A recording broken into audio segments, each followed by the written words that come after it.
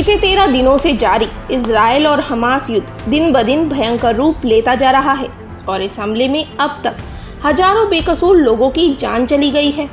लेकिन ये लड़ाई सिर्फ आज की नहीं है, बल्कि ये जंग सदियों से चली आ रही है।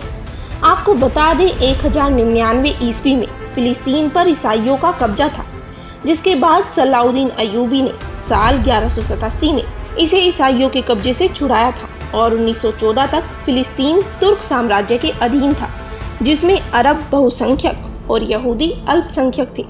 जिस समय पहले विश्व युद्ध में तुर्क साम्राज्य की हार के बाद ब्रिटेन ने फिलिस्तीन पर कब्जा जमा लिया। आज जिस जगह पर इजराइल का कब्जा है वो पहले फिलिस्तीन थी। यहीं पर एक शहर है यरूशलेम, जिसे इजराइल और फिलिस्तीन अपनी राजधानी बताते हैं।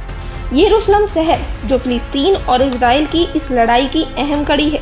ये शहर अरब, फिलिस्तीन और यहूदियों के लिए बहुत महत्वपूर्ण माना जाता है।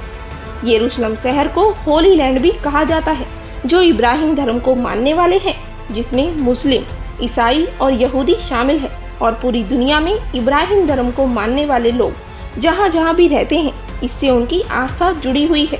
और इसी यरूशलेम को लेकर बरसों से ये विवाद गरमाया हुआ है। ऐसा नहीं है कि इन दोनों देशों के बीच इस तरह का युद्ध पहली बार हो रहा है। आज से पहले भी कई बार ऐसे ही गंभीर विवाद हो चुके हैं। प्रथम विश्व युद्ध के बाद साल 1948, 1960, 1967 और 1973 में भी इस विवाद को लेकर गंभीर जंग छिड़ी थी।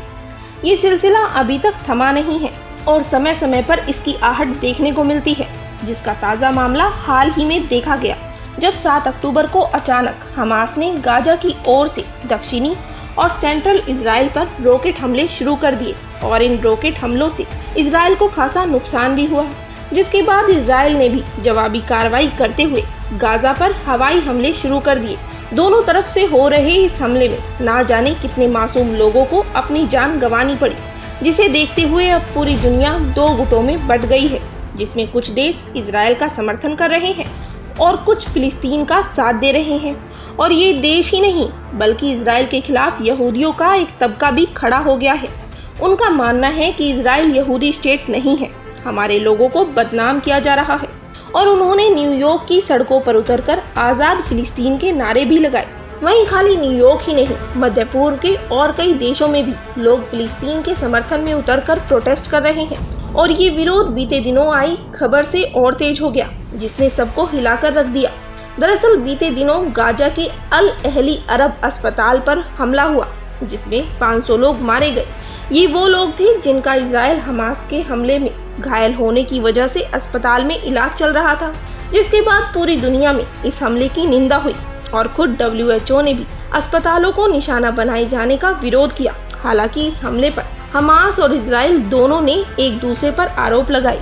वहीं इजराइल और हमास के बीच चल रहे युद्ध का असर पूरी दुनिया के साथ साथ भारत में भी देखने को मिलने लगा है। भारत में भी इस मामले को लेकर लोगों की अलग अलग विचारधाराएं देखने को मिल रही है। कुछ लोग आज़ाद फिलिस्तीन की मांग कर रहे हैं और कह रहे हैं कि फिलिस्तीन को खाली किया जाए और युद्ध को रोका जाए, क्योंकि उनका मानना है कि पहले जहां फिलिस्तीन था, आज उस जमीन पर इजराइल का कब्जा है। इन सब को देखते हुए यूपी की योगी सरकार ने इस पर सख्त एक्शन लेने का आदेश जारी कर दिया। अब सीएम योगी के इन आदेशों का पालन करते हुए अधिकारियों ने कार्रवाई भी शुरू कर दी और इस कार्रवाई का खामियाजा न सिर्फ हमास बल्कि फिलिस्तीन का समर्थन करने वालों को भी उठाना पड़ रहा है।